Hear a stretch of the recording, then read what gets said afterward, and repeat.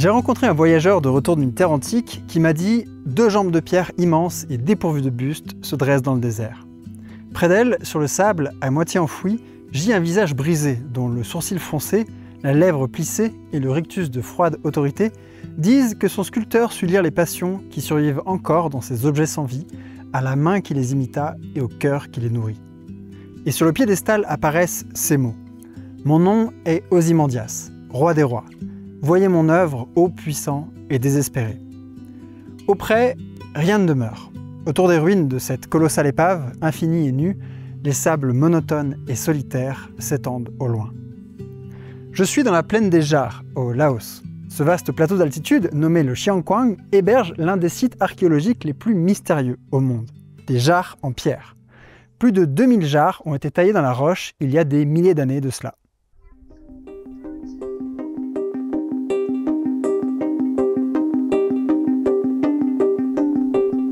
Quand on pense civilisation disparue en Asie, on pense à ça. Angkor Wat au Cambodge, Bagan en Birmanie ou Borobudur en Indonésie. Des merveilles fascinantes et aussi très bien documentées. On sait à quoi ces monuments servaient, qui les a construits, la langue que les gens parlaient, les croyances qu'ils avaient. Bref, c'est monumental, c'est ancien, mais ça n'a rien à voir avec la plaine des Jars au Laos. Sur ce vaste plateau d'altitude, on trouve plus de 2000 jarres en pierre qui sont dispersées sur une surface de 10 000 km². Les jarres mesurent entre 1 et 3 mètres de hauteur, et certaines pèsent jusqu'à 9 tonnes, le poids de 2 éléphants d'Asie. Elles ont été taillées dans la roche il y a des milliers d'années, à l'époque où le temple de Luxor finissait d'être construit. Le complexe archéologique est gigantesque. 120 sites, situés à des heures de route les uns des autres, souvent au fond des forêts et sur des crêtes qui étaient explorées autrefois uniquement par les chasseurs de tigres, quand il y en avait encore. J'avais entendu parler de ce site la première fois que je suis arrivé en Asie, il y a 10 ans, et c'était un rêve de venir le voir. Pour préparer une vidéo sur le sujet, je me suis lancé dans la recherche de sources, j'ai épluché les rapports de l'époque coloniale et des articles scientifiques, et j'ai été très surpris. On peut faire le tour de ce qu'on connaît sur la plaine des Jars en une après-midi. À peine. La vérité, c'est que on sait rien. Ou presque. L'âge des jarres est un sujet de débat, on ne sait même pas qui les a taillés, et leur fonction reste une question ouverte. C'est probablement l'un des plus grands mystères archéologiques au monde aujourd'hui. J'ai passé une petite semaine sur le haut plateau du Chiangkuang, à aller d'un site à l'autre avec un Honda Wave de location qui avait le double de mon âge, et plus le temps passait, plus une question revenait en boucle dans ma tête. Combien de civilisations disparues comme la plaine des Jars n'ont pas encore été découvertes? Et aussi, est-ce qu'il y a un moyen d'estimer ce qu'on ne sait pas à partir de ce qu'on a déjà découvert? Encore une fois, je me suis lancé dans une petite recherche, qui est devenue une grosse recherche, qui est devenue une obsession totale, et le résultat est cet épisode. Le truc, c'est que j'ai trouvé la réponse nulle part. Quel pourcentage de l'histoire reste à découvrir est une question qui est souvent évoquée sur Internet, mais aucun travail sérieux n'a tenté d'estimer le nombre de cultures humaines qui sont encore cachées sous nos pieds. Soit c'est pas assez intéressant, soit c'est considéré comme impossible. Donc, ça voulait dire que je devais tenter de le faire moi-même. Et je crois que j'ai trouvé une réponse. Mais revenons un peu en arrière pour que vous compreniez comment j'en suis arrivé là. Cet épisode est sponsorisé par MyHeritage, un outil qui vous permettra de retourner dans le passé, celui de votre famille. L'idée, c'est de remplir le plus précisément possible les informations de cet individu. Vous, vos 2 parents et vos 4 grands-parents. À partir de là, le site va aller chercher dans de très nombreuses sources d'informations pour reconstituer le reste de votre arbre généalogique. Et par très nombreuses sources d'informations, je veux dire 36 milliards de documents. Enfin, apparemment 37 parce qu'ils en ont rajouté 1 milliard en septembre, là, tout récemment. À ces extraits de presse, actes de naissance et autres, le site rajoute des informations que d'autres utilisateurs ont mis sur la plateforme. Par exemple, vos lointains cousins qui sont amateurs de généalogie, eux, ils ont déjà créé leur arbre généalogique, c'est une partie du vôtre, et le site va vous permettre de rassembler toutes ces sources d'informations pour créer un arbre généalogique très complet. Donc là, par exemple, j'ai mon arbre généalogique qui est totalement incomplet, et il suffit que je clique une fois, voilà, Instant Discoveries, et voilà, mes bons aïeux, ils sont là. À partir des photos qui ont été mises par d'autres utilisateurs de la plateforme ou à partir de documents d'époque, et du coup vous pouvez savoir à quoi ressemblaient vos ancêtres et le site vous permet même de coloriser et d'animer ces photos, ce qui les rend un tout petit peu plus vivants. Enfin non, ils sont morts, mais vous voyez ce que je veux dire quoi. En cliquant sur le lien qui est en description ou en scannant ce code QR, vous pouvez vous aussi essayer de faire votre propre arbre généalogique. Vous avez 14 jours d'essai sans engagement si jamais vous voulez tester. Voilà, retour à la vidéo.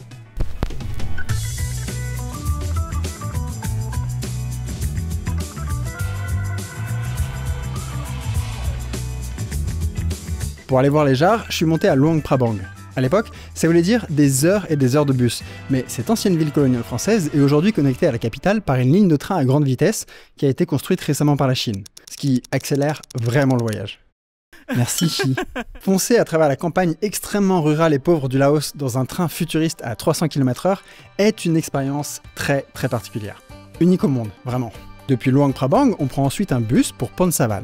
Ambiance tamisée et Jackie Tuning, là on est de retour dans l'expérience bien plus classique du bus en Asie du Sud-Est, et après environ 12 heures de massage rugueux offert par un diesel des années 70, on arrive enfin sur le plateau du Xiangkwang. Toute cette région faisait partie de la colonie de l'Indochine dans les années 30, et la première personne à étudier sérieusement le plateau est cette archéologue française, Madeleine Colany.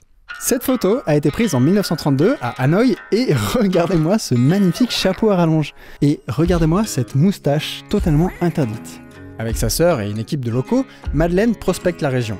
Des stupas bouddhistes vieux de quelques centaines d'années sont présents absolument partout dans la région, mais elle s'intéresse surtout aux sites très anciens. Elle compile ses recherches dans ce livre, Les mégalithes du Laos, qui est vraiment très intéressant à lire et en plus il est disponible en ligne. Elle cartographie le plateau et elle note tous les endroits où elle trouve des jarres et des menhirs. Elle les mesure précisément, elle détaille ce qu'elle trouve parfois à l'intérieur, elle fait de très nombreux dessins, des photos et bien sûr des analyses de ce qu'elle observe. Et surtout, elle raconte le récit de ses excursions dans un discours qui est un tout petit peu colonial. N'oublions pas que dans ces contrées où vivent encore des races peu évoluées, des primitifs actuels pourraient produire une pareille œuvre. Dans l'extrême-orient méridional actuel, un grand nombre d'Asiatiques ont une répugnance marquée pour l'effort, même utile. Ah. Bon, faut prendre un peu de recul, c'était les années 30.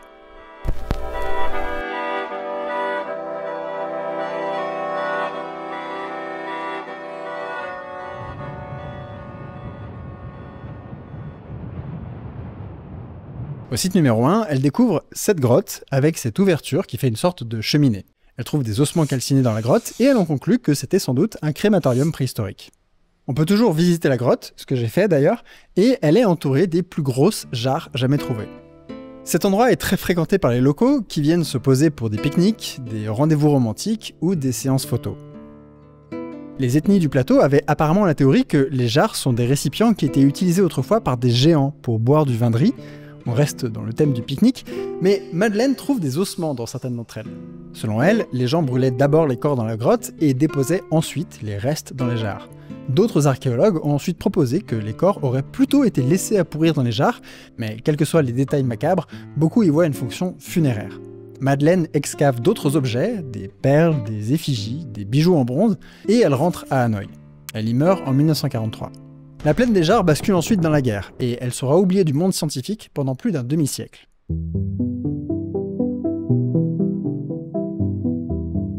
Il y a 2500 ans, en Mésopotamie, la princesse Enigaldinana était la fille du dernier roi de Babylone. Quand elle n'était pas occupée par ses fonctions de grande prêtresse, Enigaldi collectait les objets anciens qui venaient de tout son royaume. Elle leur attachait des cylindres d'argile sur lesquels elle inscrivait le nom de l'objet en plusieurs langues. Les Babyloniens pouvaient visiter l'établissement et découvrir ces objets antiques. Enigaldi tenait un musée, le premier au monde.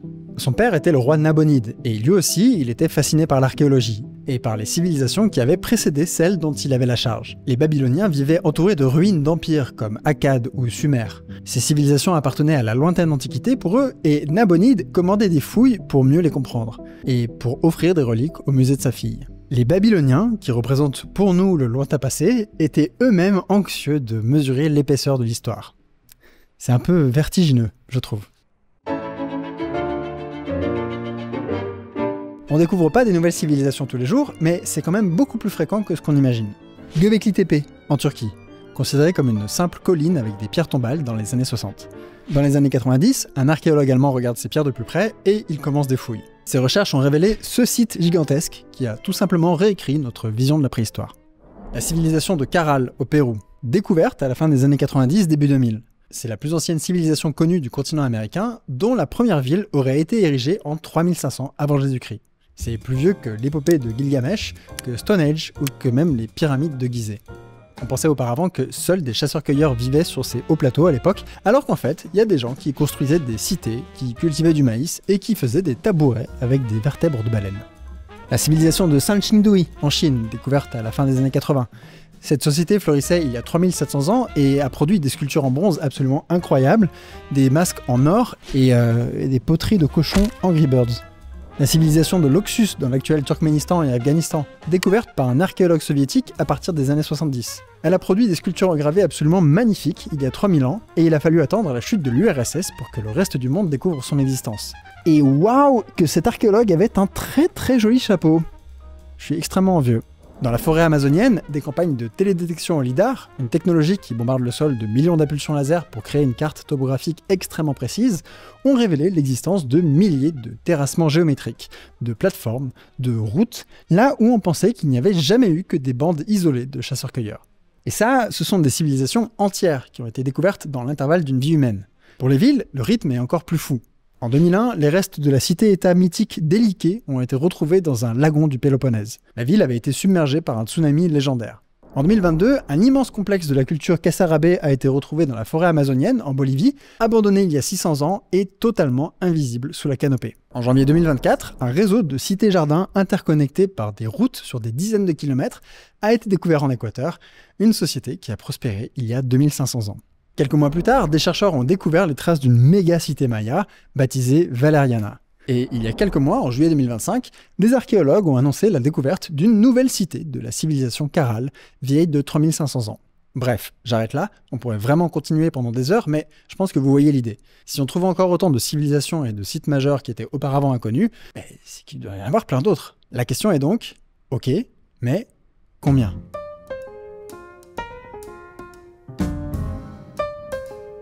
Avant de compter quoi que ce soit, il fallait savoir quoi compter. Et quoi de plus passionnant que des questions de terminologie ?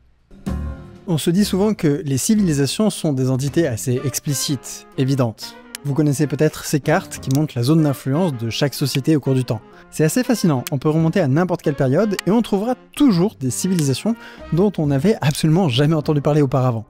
Les Wuzu, les Dahe, les Saka. Alors, Saka était un groupe nomade de gens venant de l'est de l'Iran qui vivaient dans la steppe eurasiatique, dans le bassin du Tarim, entre le 9e siècle avant Jésus-Christ et le 5e siècle après Jésus-Christ. Je pourrais littéralement faire ça pendant des heures. J'ai dû littéralement faire ça pendant des heures pour cet épisode. Mais en vérité, la définition de civilisation est un peu plus compliquée que ce que les cartes suggèrent. Le mot est ambigu, ses connotations historiques sont très bofs, et ce qu'on pensait savoir des civilisations du passé est en train de changer. Si ça vous intéresse, j'ai fait une vidéo là-dessus, que vous pouvez retrouver ici. Mais dans cette vidéo-là, mon projet, c'est de les compter. Pour ça, j'ai choisi une définition simple. Une civilisation, c'est un groupe d'humains avec une culture commune qui a assez de ressources pour pouvoir les mobiliser dans des projets ambitieux divers. Ambitieux au sens large.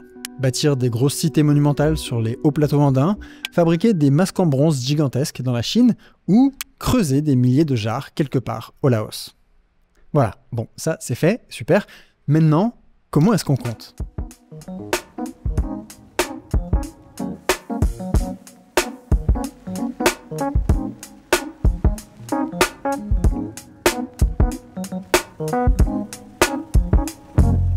Je me suis creusé la tête pas mal de temps pour essayer de trouver une méthode pour estimer ces civilisations disparues, et j'ai eu deux grandes idées. La première semblait logique, partir des inconnus connus. Il y a des cultures, des royaumes, des civilisations dont on connaît le nom par les textes anciens, mais dont on n'a jamais trouvé de ruines ou de poteries. Par exemple, Ouashoukhani était la capitale du royaume Mitanni, en 1500 avant Jésus-Christ. Elle est mentionnée dans les textes par les Hittites et par les Assyriens, qui l'ont mise à sac et qui s'en sont bien vantés, mais aujourd'hui, elle est totalement introuvable. La ville disparue est là, quelque part, en Syrie probablement, mais on ne sait pas exactement où. Autre exemple, le pays d'Arata. Les mythes sumériens en parlent comme d'une terre qui est remplie de richesses et qui était probablement quelque part en Iran, mais on l'a jamais retrouvée. En fait, il y en a plein. Le pays de Punt, avec qui les Égyptiens faisaient du commerce, Ophir, qui exportait de l'or, ou encore Tarshish, où les Phéniciens achetaient de l'argent et du plomb. On est sûr que ces endroits ont existé, ils sont dans les textes, mais pour l'instant, les archéologues ne les ont pas retrouvés dans le sol. Mon idée était donc de lister toutes ces civilisations connues pour être inconnues, ce qui aurait donné une limite basse du nombre de civilisations à découvrir. Pour connaître le nombre d'autres civilisations qui n'ont, elles, pas été mentionnées dans les textes, les trop anciennes ou les trop inintéressantes pour que quiconque ait jamais écrit dessus, il aurait suffi de multiplier le premier nombre par un chiffre magique. 10 ? 100 ? Aucune idée. C'était une idée totalement débile. Je suis pas quelqu'un de très intelligent, mais ça m'empêche pas d'avoir plein d'idées. Alors, j'ai tenté autre chose. Cette fois, j'ai tenté de partir du rythme actuel des découvertes. On trouve des civilisations à un rythme qui s'accélère grâce aux satellites, au lidar, à l'archéologie sous-marine ou même à l'intelligence artificielle. Admettons qu'on découvrait une civilisation par an il y a 100 ans, 5 par an il y a 50 ans, 15 par an aujourd'hui, et peut-être 5 par an dans 10 ans, 2 par an dans 30 ans. En calquant une courbe sur ces données, on devrait pouvoir trouver le moment où elle va s'aplatir, c'est-à-dire quand on aura tout trouvé. Ça me semblait un peu moins bête comme approche, mais seulement un peu. Parce que oui, il y a un problème. Qu'est-ce que ça veut dire découvrir une civilisation? Imaginons un scénario. En 1980, un paysan trouve une poterie étrange dans son champ. Comme souvent, elle est stockée dans les archives d'un musée local, et on l'oublie. En 2010, des archéologues trouvent les ruines d'un village avec les mêmes poteries. Et maintenant, en 2025, une campagne lidar révèle que ce village fait en fait partie d'un réseau d'une centaine de sites, avec des routes et des terrassements agricoles sur des milliers d'hectares. C'était une civilisation. C'est quand la découverte? 1980, 2010 ou 2025? En archéologie, les découvertes s'étalent sur des décennies et ma courbe était bancale avant même que je mette le premier point. Donc, il me fallait une autre approche, et c'est là que ma formation de biologiste m'est venue en aide.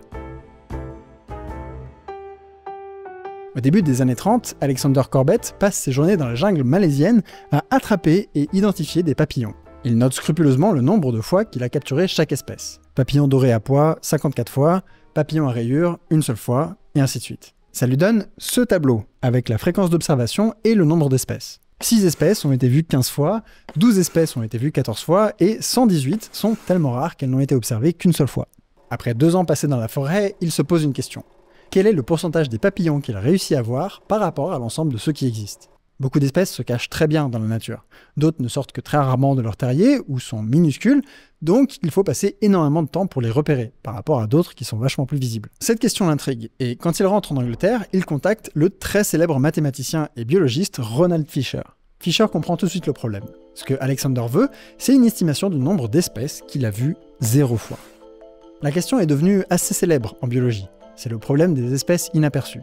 Pour Fisher, la solution au problème était cette formule, qu'on appelle un estimateur. Il soustrait 118 à 75, qu'il ajoute à 44 moins 24, qu'il ajoute à 29 moins 22, et ainsi de suite. Résultat, 75. Alexander a raté 75 espèces en Malaisie.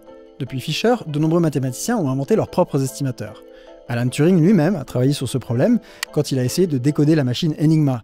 Et le modèle le plus utilisé aujourd'hui est celui de Han Chao, une mathématicienne statisticienne taïwanaise. Réussir à compter quelque chose qu'on ne voit pas, ça peut ressembler à de la magie ou à un mensonge statistique, donc je vais vous expliquer dans le détail comment ça fonctionne. Quand on compte des choses, que ce soit des papillons ou des civilisations, on tombe sur un graphique d'abondance et ça ressemble à ça. Quelques éléments très fréquents, qu'on voit beaucoup, et d'autres éléments qui sont beaucoup plus rares. Par exemple, ça, ce serait Rome, qui est une civilisation avec énormément de sites. Ça, ce serait peut-être les Aztèques ou les Mayas, et ainsi de suite, jusqu'à avoir des civilisations extrêmement rares avec très peu d'observations. Donc, je sais pas, 5 Chindouis en Chine.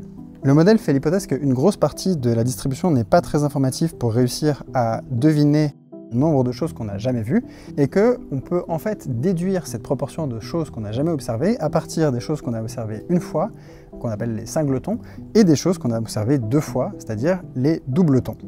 Pour comprendre intuitivement, imaginons que vous cherchiez des papillons dans une forêt tropicale. Les singletons sont les espèces de papillons qui ont été vues une seule fois. Si la plupart des espèces que vous trouvez sont des singletons, c'est un signal très fort que la biodiversité est en fait incroyable et qu'il existe probablement 1 tonne d'espèces de papillons que vous n'avez jamais vues, qui sont encore plus discrètes. Les doubletons, donc les espèces que vous avez vues 2 fois, qui sont quand même assez rares, elles servent à calibrer ce signal. Elles donnent une idée de la pente de la rareté, en fait. Donc scénario 1, vous trouvez 100 papillons une seule fois, mais seulement 5 types 2 fois.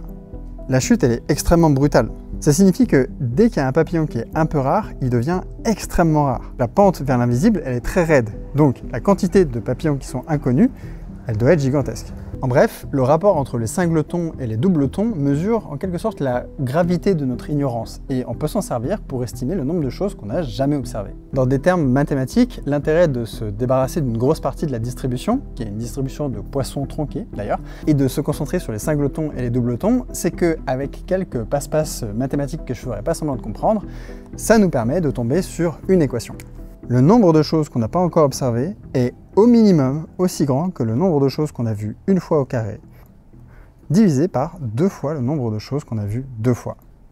J'insiste sur le au minimum, l'estimateur nous donne une limite inférieure. C'est assez conservateur en fait. Donc appliqué au papillon de Alexander, ça nous donne f0 est supérieur ou égal à 118 au carré, divisé par 2 fois 74. Donc selon Shao 1, Alexander avait encore 94 papillons à découvrir.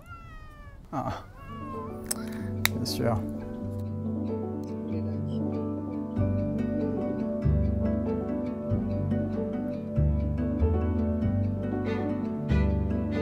Comme cette méthode est purement mathématique, elle peut s'appliquer à n'importe quoi. Prenez William Shakespeare. On peut compter tous les mots qui ont été utilisés dans ses œuvres pour obtenir leur abondance. On aura les mots qui apparaissent 10 fois, les mots qui apparaissent 9 fois, et ainsi de suite, jusqu'aux mots qui n'apparaissent qu'une seule fois. En appliquant l'estimateur, on peut deviner le nombre de mots qu'il connaissait, mais qu'il n'a jamais écrits, c'est-à-dire les mots vus 0 fois. Et ça marche. L'étude montre que Shakespeare connaissait au moins 35 000 mots de plus que ceux qui apparaissent dans Hamlet ou Roméo et Juliette. Shakespeare avait vraiment un vocabulaire impressionnant, mais quand on regarde la liste des mots ou des expressions qui nous viennent de lui, c'est peut-être pas tellement une surprise. D'autres chercheurs ont appliqué la méthode pour estimer le nombre de bugs cachés dans les logiciels, à la criminologie, aux outils en pierre du Paléolithique, à l'astronomie et ainsi de suite. Le principe est toujours le même. Si vous avez une collection de choses très diverses et que vous savez que votre inventaire est incomplet, donc qu'il en reste encore beaucoup à découvrir, ces outils peuvent estimer la taille de la partie invisible. Et c'est exactement le problème des civilisations non découvertes. Il suffit d'appliquer cette formule mathématique.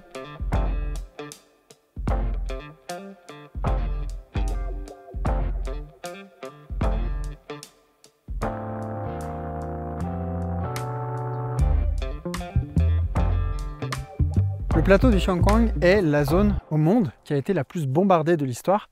On estime que toutes les 8 minutes, un B-52 vidait l'ensemble de sa cargaison en bombes quelque part sur ce grand espace. Aujourd'hui, il reste énormément de munitions qui n'ont pas explosé. On estime qu'il y a à peu près un tiers des munitions qui n'ont pas explosé. Une bonne partie d'entre elles sont encore actives et sont encore dangereuses. Des fois, elles sont trouvées par des enfants ou par des adultes qui chargent du métal, ce qui crée énormément de problèmes, évidemment. Il y a beaucoup de gens qui sont amputés, beaucoup de morts. Et il y a environ 27%, il me semble, ou 30% des espaces arables du Laos qui ne sont pas exploitables à cause de ces munitions qui sont non explosées. Une grande partie des sites de la plaine des Jarres n'ont pas encore été déminés, ce qui complique évidemment énormément le travail des archéologues. Et ici, alors qu'on est sur un site qui est quand même très touristique et qui a été très étudié, il reste encore des balises comme ça qui indiquent ici la partie qui a été déminée, donc du côté où je me trouve, et de l'autre côté, là, ça n'a pas été déminé. Donc ici, si on part par là-bas, il faut faire très attention parce qu'on peut très bien tomber sur des munitions non explosées qui datent de la guerre secrète des US qu'ils ont menée au Laos et de la plus grande campagne de bombardement de l'histoire. There are no American combat forces in Laos.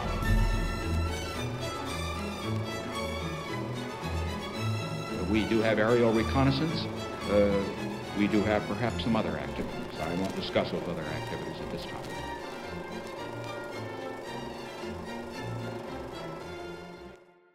Pendant la guerre du Vietnam, le Laos était le théâtre de conflits entre les troupes communistes du Pathet Lao, financées par la Chine, et les troupes royalistes qui étaient soutenues par les US. Le plateau du Xiangkhouang était contrôlé par les troupes communistes, ce qui a amené les US à entreprendre une campagne de bombardement monumentale.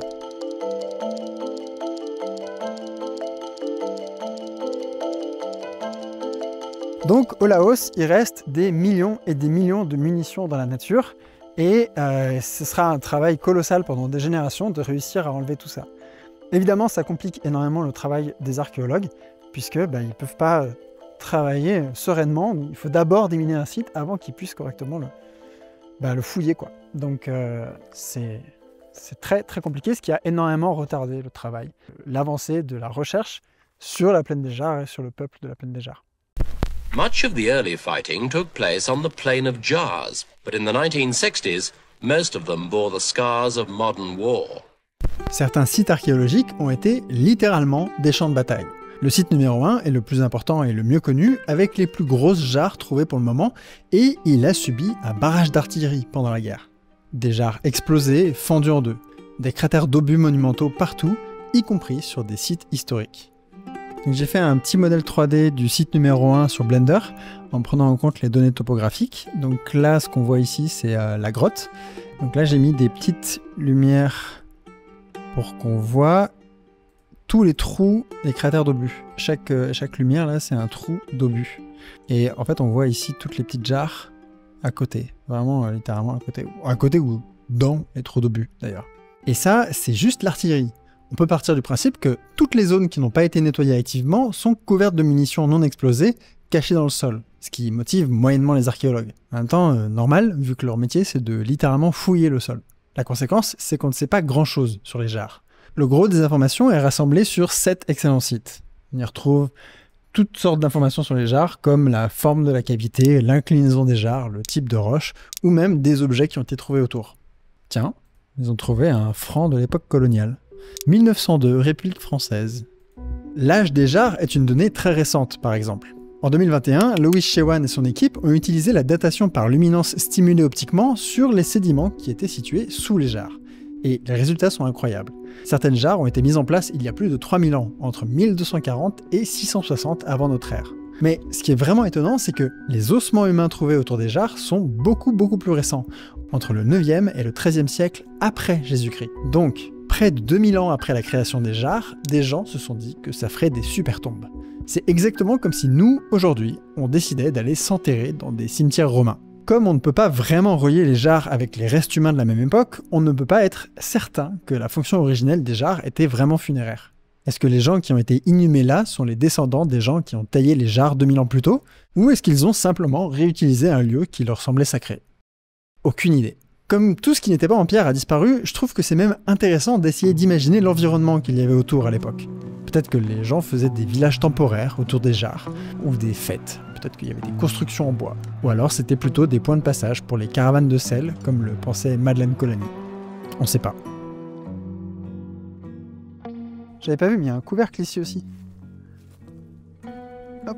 On sait qu'il y a eu des enterrements avec cette méthode-là, c'est-à-dire qu'ils creusaient un grand trou et puis ils mettaient un couvercle en pierre dessus. Mais par contre, on n'est pas du tout certain que ce type d'inhumation ait un rapport avec les jarres. En fait, c'est peut-être 500 ans, 1000 ans, 2000 ans après.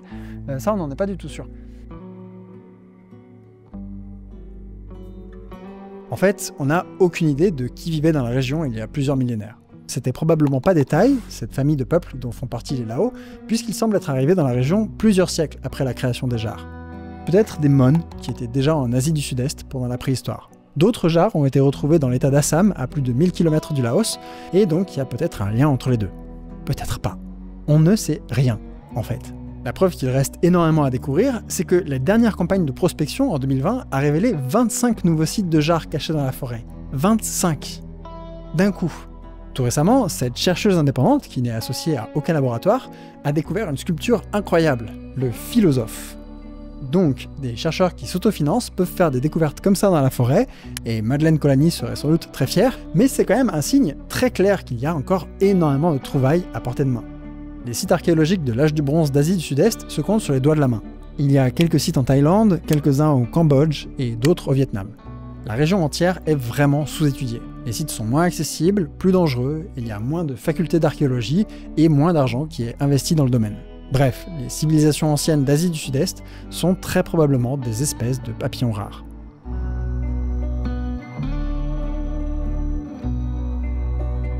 On a l'outil, mais il a besoin de données. Il faut dire à l'estimateur combien de fois chaque civilisation a été observée. Mais qu'est-ce que ça veut dire « observer » pour une civilisation ? Cette simple question a été un casse-tête énorme, la partie la plus compliquée du projet, vraiment. Prenons un exemple.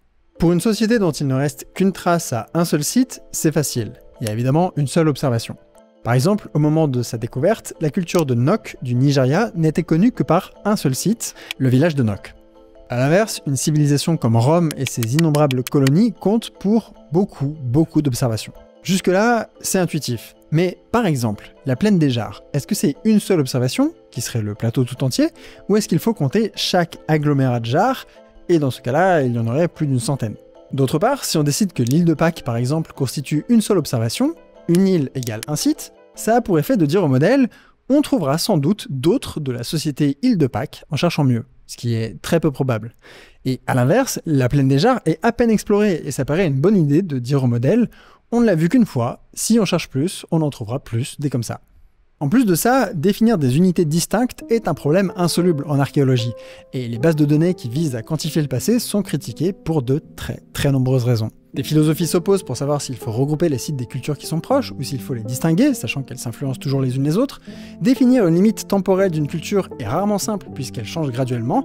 Les cultures sont toujours définies a posteriori par l'observateur, observateur dont les références culturelles ou les motivations peuvent biaiser l'analyse, et ça, c'est sans compter que la notion même de culture, en tant qu'entité délimitée, réifiée et dénombrable, est sans doute une construction intellectuelle occidentale qui peut ne pas correspondre aux réalités fluides des organisations sociales humaines du passé, aux ontologies alternatives, et qui peuvent ne pas se résumer à la notion simpliste de civilisation. Donc, en gardant tout ça en tête, et avec des litres de café, je me suis lancé dans la création d'un très gros tableau avec toutes les civilisations que j'ai pu trouver, et le nombre de sites archéologiques majeurs pour chacune d'entre elles, ce que j'ai défini arbitrairement comme des monuments importants qui demandent les efforts de plusieurs personnes, ou d'un village. Donc les sites qui contiennent que des poteries ou des sculptures incroyablement mignonnes comme ce petit serpent venant de Thaïlande, eh ben ça passait à la trappe. Il fallait faire des choix.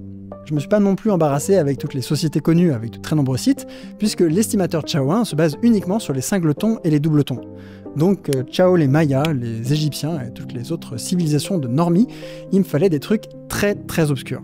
La culture de Ronalzoé, de Shimao ou de Garamantes. Voilà, ça c'est des civilisations qui peuvent renseigner notre estimateur. Forcément, c'était compliqué parce que, par définition, ces sociétés sont très peu connues du grand public. J'ai probablement raté des cultures, ce qui aura pour effet de diminuer le chiffre estimé des sociétés qui n'ont pas encore été observées. Ceci dit, j'ai aussi probablement raté des sites archéologiques, ce qui aura pour effet de créer pas mal de singletons, et donc d'augmenter le chiffre estimé des sociétés qui n'ont pas encore été observées. Moins par moins, ça fait plus, mais différents types d'incompétences s'annulent. Vous avez compris, il faut tout prendre avec des pincettes de 4 mètres de long sur 3 mètres de large.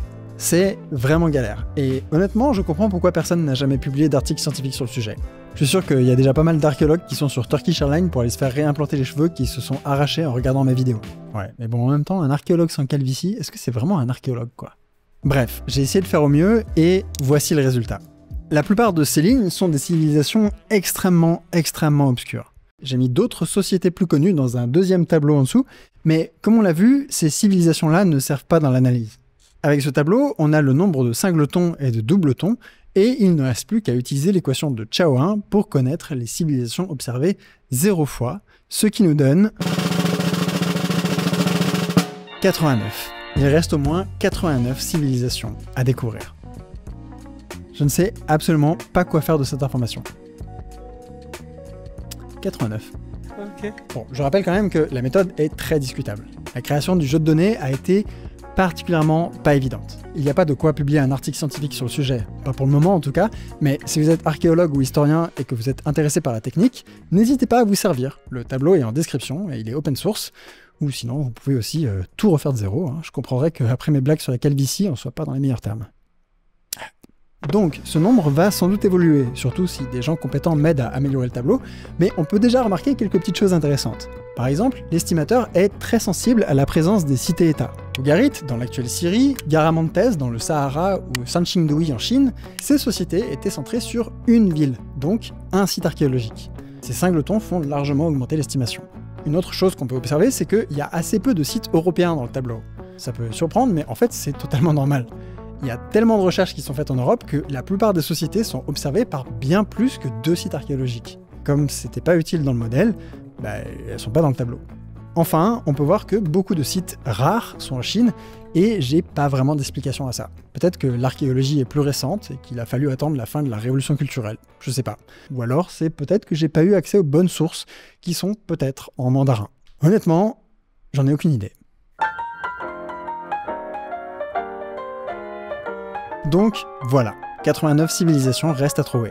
On peut trouver ce chiffre pas très impressionnant. Au rythme d'une civilisation tous les ans ou deux, on en aura terminé avec l'archéologie d'ici un siècle à peu près. Mais en fait, je pense que ce chiffre est largement en dessous de la réalité.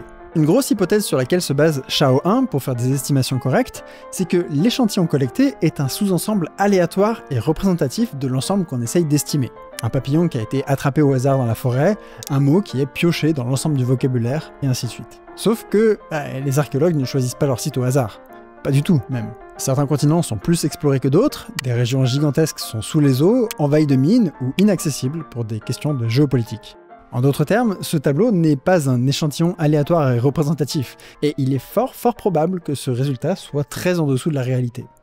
Je suis assez confiant que des gens plus intelligents que moi finiront par donner une réponse un peu plus définitive à cette question. Malgré toutes les limites de la méthode, c'est quand même fascinant de se rendre compte que ce qu'il reste à découvrir est dans le même ordre de grandeur que ce qu'on a déjà découvert. Et la simple idée qu'il puisse rester près d'une centaine de civilisations dont on n'ait trouvé ni les ruines ni les textes, qui sont totalement invisibles, mais que l'on sait qu'elles ont pourtant existé, est absolument vertigineuse, je trouve. Autant de peuples, de langues, de rois ou de palais dont il reste si peu de choses qu'il est même difficile d'imaginer qu'ils aient tout simplement pu exister. Et sur le piédestal apparaissent ces mots. Mon nom est Ozymandias, roi des rois. Voyez mon œuvre, ô puissant et désespéré. Auprès, rien ne demeure. Autour des ruines de cette colossale épave, infinie et nue, les sables monotones et solitaires s'étendent au loin.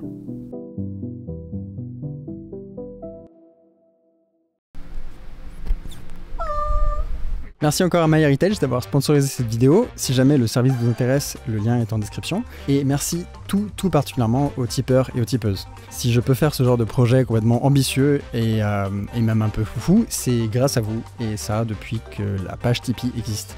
Donc merci, vraiment. J'ai encore un petit épisode d'archéologie qui est prévu et qui devrait peut-être sortir d'ici quelques mois, mais là les prochains vont être vraiment de la biologie pure et dure. Ça va me manquer un peu, et du coup voilà, n'hésitez pas à vous abonner si jamais vous voulez pas rater leur sortie.